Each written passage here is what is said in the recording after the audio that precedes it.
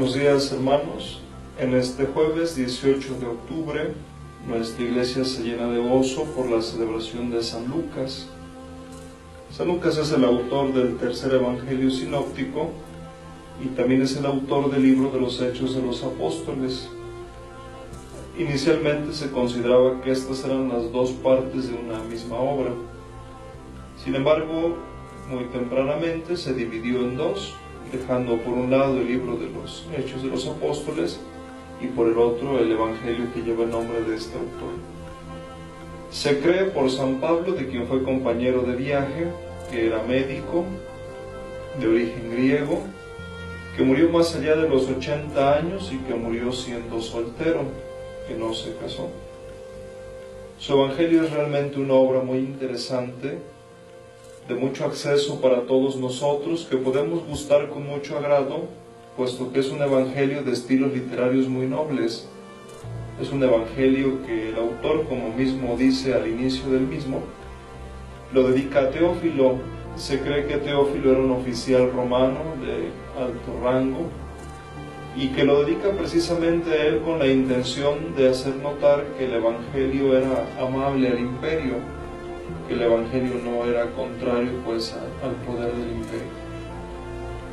Sin embargo, en esto se encierra una imagen muy bella para todos nosotros, puesto que Teófilo significa el amante de Dios. Y el amante de Dios podemos ser cualquiera de nosotros que, gustando la obra de Lucas, cuyo nombre, la etimología de su nombre significa luz, gustando pues de su obra, de su evangelio, podemos también nosotros llegar a amar a Dios. Es un evangelio que ha sido recibido con mucho gusto, precisamente por esto, y es la forma en la que él inicia, puesto que muchos han intentado narrar la vida del Señor. Ahora también él quiere transmitir, quiere presentar para todos lo mismo que el Señor ha hecho de una forma ordenada. En su evangelio queda de manifiesto la figura de María. Se cree que es el evangelio de los pobres, puesto que en el cántico mismo de la Virgen María así lo dice. Es el contenido del canto que nosotros llamamos Magnífica. Este evangelio se asocia, nosotros sabemos que las cuatro imágenes de los seres vivientes del Apocalipsis 4, del 6 en adelante, los cuatro seres que están junto al trono, con el paso del tiempo se fueron asociando con los evangelistas, y es San Jerónimo que en el siglo IV compara a Lucas con el toro, que es el animal del templo, el animal cultual, y lo asocia con él porque el templo es una imagen muy gustada por el evangelista, es una imagen de la cual él usa como recurso.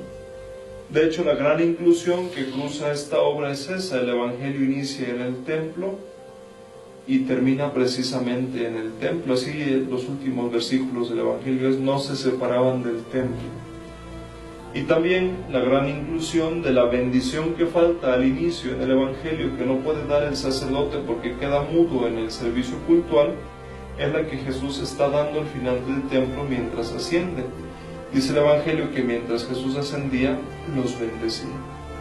Es un evangelio que también se ha llamado el Evangelio de la Misericordia, porque en él encontramos el capítulo 15, donde están los tres textos maravillosos de la misericordia, donde el texto paradigmático es el del Padre misericordioso de los dos hijos, que está lleno de elementos, de recursos muy bellos, que simbolizan la misericordia de Dios, unido también con las otras dos parábolas. También se considera que este es el evangelio de la ternura, precisamente por el mensaje que este evangelio esconde para todos. Es el evangelio que tiene también el pasaje hermoso de la resurrección, del camino de los discípulos de Emaús, donde se presenta el acercamiento que Jesús tiene primero en el contacto con la vida de estos caminantes. Después el Señor empieza a comentar con ellos los pasajes de la Escritura y por último con ellos comparte la cena, donde se ha entendido que este texto está presentando de esta forma la pastoral de la iglesia.